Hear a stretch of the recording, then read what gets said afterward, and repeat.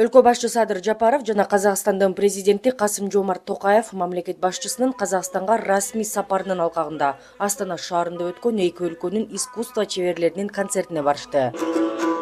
Кыргыздардагы жактырат мына казактардын кептерин, жактаганбыз абал таңгара чыңабайлардын дой дептерин. Жогорку деңгээлдеги меймандар үчүн концерттик программа тартууланып, анда Кыргызстан менен Казакстандын артисттери Манас эпосунан үзүндүлөрдү окуп, хореографиялык өнөрлөрдү жана башка музыкалык номерлерди аткарышып, өз чеберчиликтерин көрсөтүштү.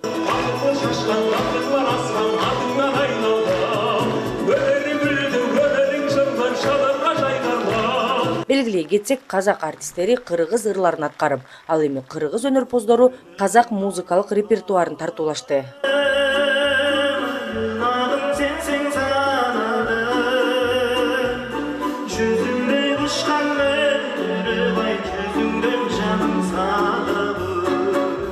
Казакстан менен Кыргызстандын ортосундагы музыкалык каада салттар менен алмашуу эки өлкөнүн музыканттарынын аткаруулары аркылуу өттү.